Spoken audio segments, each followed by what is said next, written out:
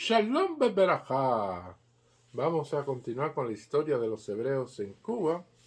Seguimos con el almanaque hebreo Vía Habanera del año 1947. Hoy traemos un artículo de Joshua Hochstein que se llama Los judíos en el interamericanismo. Y dice así.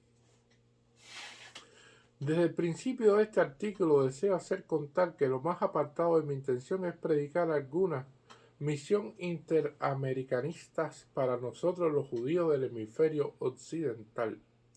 Nunca en mi vida he creído en la idea misionera del pueblo judío según la había formulado la reforma en Alemania al comienzo del siglo pasado y demás está repetir ahora que los horribles acontecimientos recientes en el mundo judío han desmentido por completo esa idea de que nuestro pueblo debe dedicarse al servicio del resto del mundo. Sin embargo, tampoco el otro extremo, el del aislamiento, no es posible, dada nuestra condición de pueblo internacional. Nuestro internacionalismo no es solo geográfico como efecto de la mayor dispersión que la historia humana jamás ha conocido, es también ideológico como fruto de nuestra creencia tradicional que todos los hombres son los hijos del Creador, hechos a su imagen, y nuestra ideología de la hermandad de todos los seres humanos ha sido enriquecida y reforzada a través de los siglos de nuestras andanzas por todos los continentes. Además, nuestras repetidas experiencias migratorias y los numerosos ensayos que hemos hecho de arraigarnos en todos los climas naturales como sociales, políticos, como económicos, han desarrollado en nosotros una capacidad para entender al vecino y para vincular económica y políticamente a lejanos países y pueblos. Nuestras relaciones territoriales internas, las relaciones entre varias colonias judaicas esparcidas sobre la superficie de la tierra, han servido muchas veces en siglos pasados y siguen sirviendo hoy en día de canales de comunicación internacional entre los pueblos en cuyos senos nos ha colocado nuestro destino. El comercio mundial, así como la comprensión mutua entre las naciones en los campos cultural y político, han adelantado muchísimo por medio de nuestra agencia, a veces de categoría oficial y más a menudo extraoficialmente. Hemos sido el intermediario por excelencia porque durante los casi 20 siglos pasados hemos carecido de suelo propio. Uno de los mejores ejemplos de lo que se acaba de decir de lo que ha aportado la colonia judía de Cuba, me refiero al abuelo de la colonia, David Bliss, muerto hace 5 años, en una época en la cual Norteamérica conocía muy rudimentariamente a la América Latina. Enseñó David Bliss el alfabeto económico interamericano a muchos grandes fabricantes yanquis, actuando de representante en Cuba y otras repúblicas hispanoamericanas. Era mucho más que agente comercial, era intérprete de la psicología y de la índole latinoamericana en Norteamérica, mientras que en Latinoamérica ganaba la incomprensión y los resentimientos resultantes. Algún día, cuando se escriba la historia de los judíos americanos, uno de los capítulos más interesantes e importantes tratará del papel desempeñado por intermediarios como David Bliss, a cuya acción se debe gran parte del progreso en las relaciones interamericanas. Resulta pues que sin proyectarlo así servimos los judíos ineludiblemente de misioneros de acercamiento internacional, y como se sabe muy bien, el misionero no es siempre bienvenido, ni debidamente apreciado. Por lo tanto, lo que yo quiero hacer aquí no es urgir ni predicar que hagamos este papel de intermediario, sino describir brevemente el papel que estamos haciendo a la fuerza por nuestra estancia en el Nuevo Mundo, tanto en la región anglosajona como en la indohispana. La historia de las relaciones interamericanas se podría resumir como una serie de tentativas mal logradas de mutua comprensión entre las dos Américas. Ninguna de las dos confía en la otra.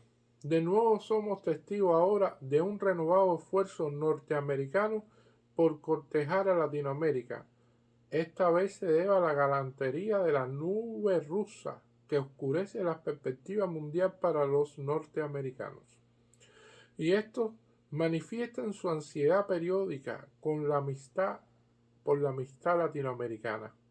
Median entre las dos Américas intereses económicos, diferencias religiosas hostiles y competidores, desconfianzas políticas y antagonismos raciales.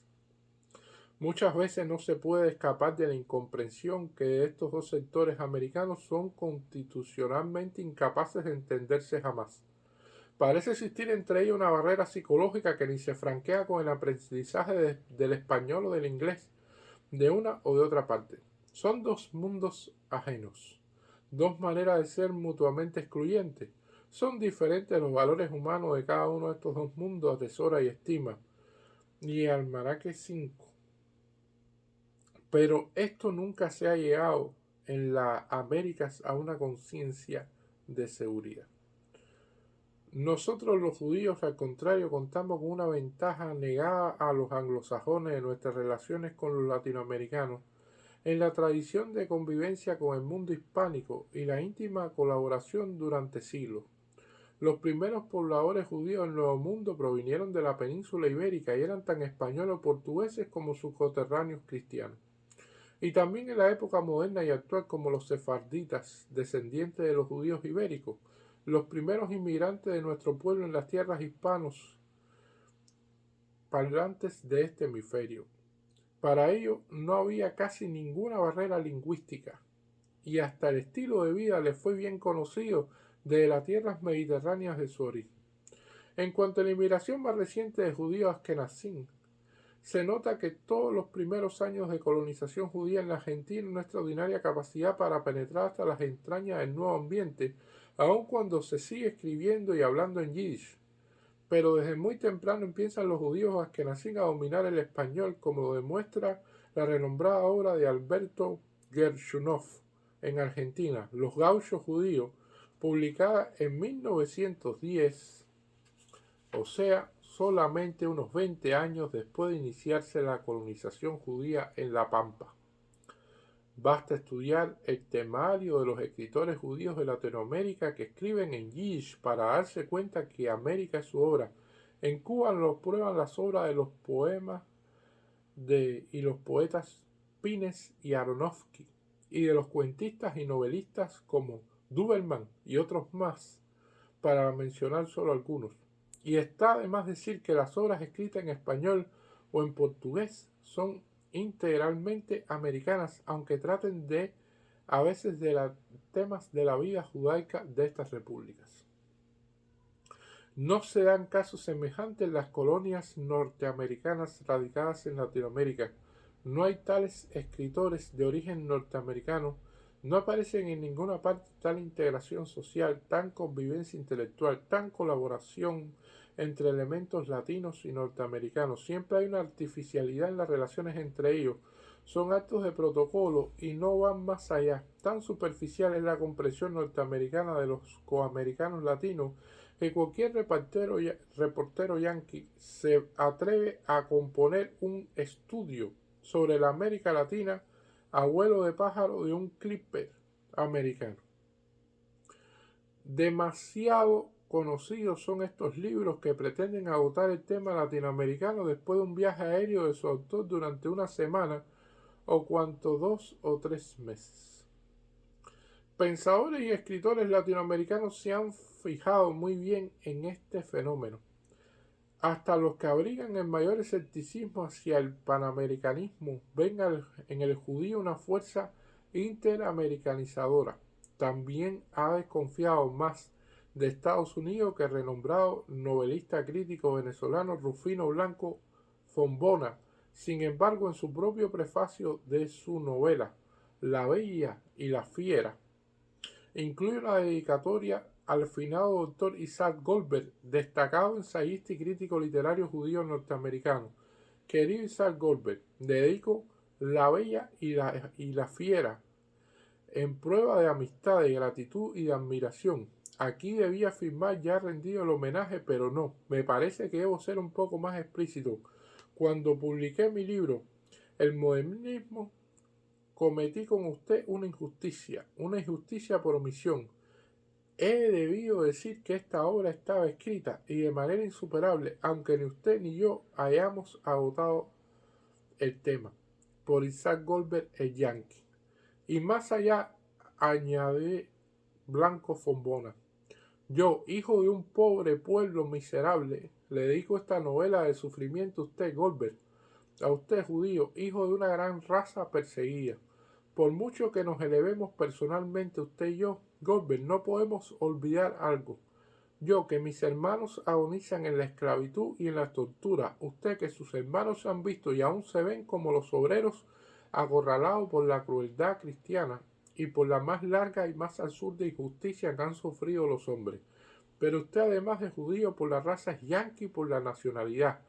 Y habrá quien se extrañe que yo le dedique a usted, literato y ciudadano yanqui, y muy queredor de su país, un libro que algunos de los personajes se expresan sin mucho entusiasmo de los Estados Unidos. Ya hay muchos yanquis y precisamente los mejores por el espíritu que son nuestros amigos. Usted es uno de ellos. Waldo Frank es otro. Y como muy bien sabido, también Waldo Frank es judío. Goldberg fue pionero en la historia y la crítica de la literatura latinoamericana en inglés. Sus obras de estudio de literatura hispanoamericana de 1920 y literatura brasileña de 1922 son clásicas.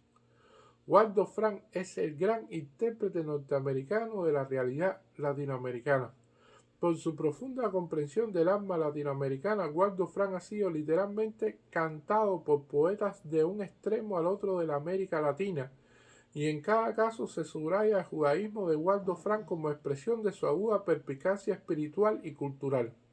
Sobre él se han expresado Gabriela Mistral, la gran poetisa americana de Chile y ganadora del Premio Nobel en 1946, en estas palabras: la explicación de que Waldo Frank sepa trinchar la América Latina con exactitud y fineza en el hueso histórico y la carne sensible es la de ser judío americano. Por la misma causa supo hincar en España. Y en otro lugar dice la Mistral: es muy probable que nuestros intérpretes en Estados Unidos vayan saliendo del italiano americano, del franco-americano, del semita americano durante mucho tiempo antes de que el americano sajón acierte a vernos el rostro verdadero, tomando la posición necesaria. Un judío es el relacionador natural de orientes y occidentes en cualquier campo, cultura, política y religión. Y es el puente, si lo hay, para dos orillas enconadas.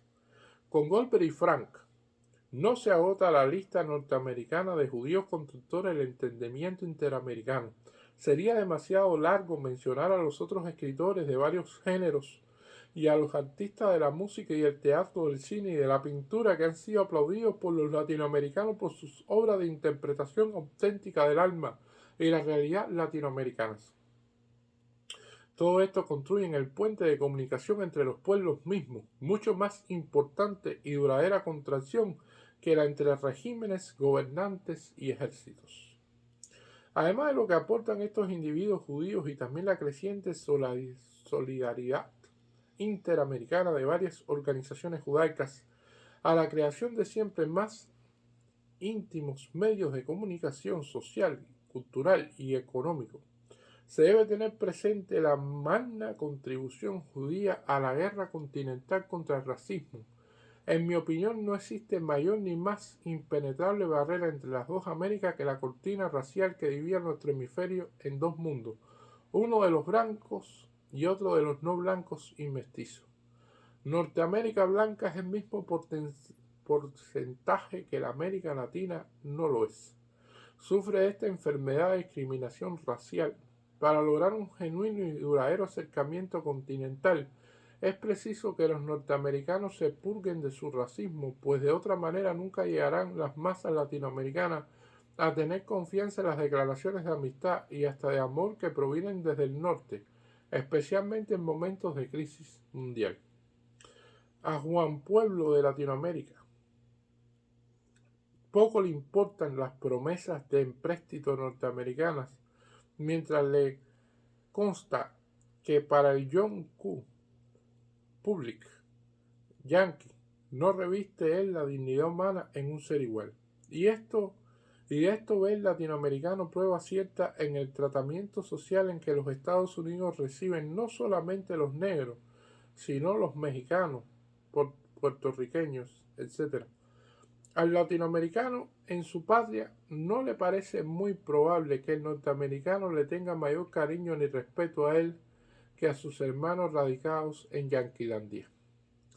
Este es el problema básico de las Américas. No es la economía ni la política, es cuestión de dignidad humana. Con verdadero mutuo respeto ya se encontraría la solución a los problemas técnicos de la economía y de la política, pero primero ha de haber confianza basada en el respeto de unos americanos por los otros. En la vanguardia de esta guerra contra el racismo dentro de los Estados Unidos están los judíos norteamericanos.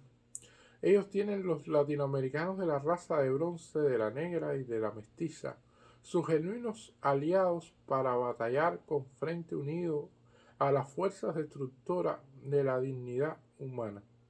Esta alianza constituye una verdadera interamericanidad, y en la medida que los judíos combatimos el racismo y luchamos por la igualdad humana, estamos haciendo un gran aporte a la solidaridad continental. Mientras las conferencias interamericanas no se puedan celebrar en ninguna ciudad de la región sureña de los Estados Unidos por el color de la piel de ciertos delegados latinoamericanos, no lograrán estas conferencias forjar la solidaridad interamericana. Sus resoluciones y sus declaraciones quedarán tanta palabrería sin realidad. Mientras tanto, lo que se iba construyendo el nuevo mundo soñado por el panamericanismo bolivariano es cada esfuerzo por la genuina comprensión mutua y cada esfuerzo por la defensa de la dignidad humana, sin ninguna consideraciones étnicas. Este papel lo desempeñan los judíos en las Américas. Y hasta aquí este artículo que se llama Los judíos en el interamericanismo de Joshua Hochstein, que fue publicado en la revista Vida Habanera del año 1947. Muchas gracias.